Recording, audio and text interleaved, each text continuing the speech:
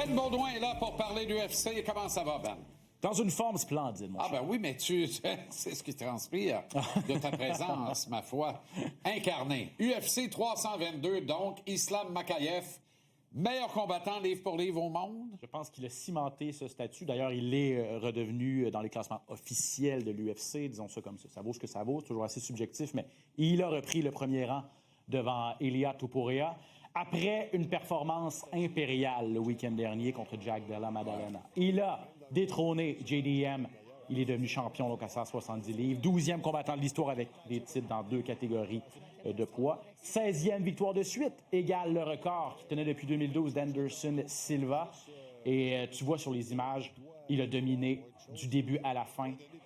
Il a réussi toutes ses tentatives d'amener au sol et surtout, il n'a pas permis à JDM de se relever.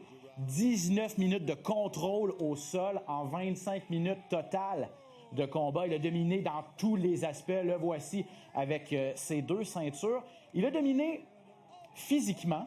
Il a également dominé psychologiquement. Mentalement, Jack Della Maddalena était complètement brisé dans ce combat-là. Ça, ce sont des images que j'ai fait sortir entre le 4e et le 5e round. Regarde le visage de Jack.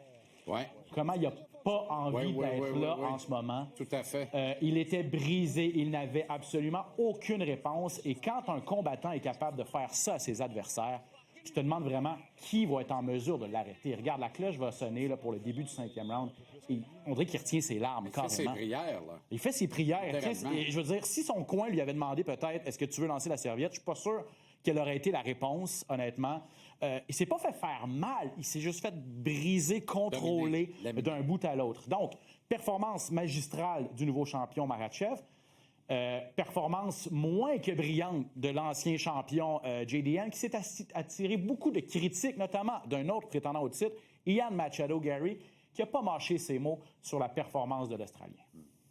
I don't know what him and his team did, but it was possibly the worst title defense I've ever seen.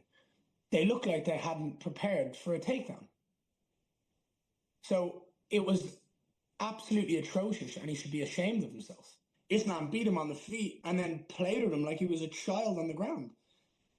I'm shocked Islam didn't put the foot down on the accelerator and go for a finish, because Jack mentally was broken. He looked like he was crying in between the rounds. Assez clair, il devrait avoir honte de lui, de cette performance. Bref, était-il blessé ou simplement Makhachev qui est trop fort? On le saura peut-être un jour, mais en tout cas. OK. Chez les dames, maintenant, Valentina Shevchenko est dans une classe à part. Un peu à l'image d'Islam Makhachev, elle a été vraiment superbe cette fin de semaine contre Zhang Weili. Si Makhachev n'a pas eu de problème, lui, à passer de 155 à 170, monter de catégorie pour aller chercher le titre, ça n'a vraiment pas été le cas pour la Chinoise Zhang Weili, qui tentait de passer des 115 aux 125 et clairement, physiquement, elle n'était pas au même niveau que Valentina Shevchenko. Et techniquement aussi, vous voyez, aucune difficulté pour la championne Shevchenko d'attirer vraiment Weili à l'intérieur et de réussir et de s'imposer physiquement et de réussir les projections. Là aussi, énormément de temps de contrôle, 14 minutes de temps de contrôle. 11e victoire en championnat pour Valentina, c'est incroyable. Il y a seulement 3 personnes dans l'histoire de l'UFC qui en ont plus. John Jones avec 16, Georges Saint-Pierre avec 13 et Demetrius Johnson avec 12. Elle est vraiment sur le mont Rushmore, là, si tu me permets l'expression, des plus grands combattants de l'histoire, tous sexes confondus. Elle a 37 ans. Il y a des défis qui l'attendent. Une fille qui s'appelle Natalia Silva, une jeune espoir qui est 7-0 à l'UFC. Elle est prête à l'affronter. Elle n'a pas écarté l'idée de elle monter à 135 livres, retourner dans la catégorie supérieure pour affronter peut-être la gagnante entre Amanda Nunes et Kelly Harrison, qui devrait s'affronter au début de 2026. Visiblement, après Casse-Noisette dans l'octogone, elle est prête pour Casse-Noisette à la place des Arts. Tout à fait. C'est son classique, cette petite danse classique à chaque fois qu'elle gagne. Ça fait souvent qu'on la voit parce qu'elle gagne tout le temps, ou à peu près.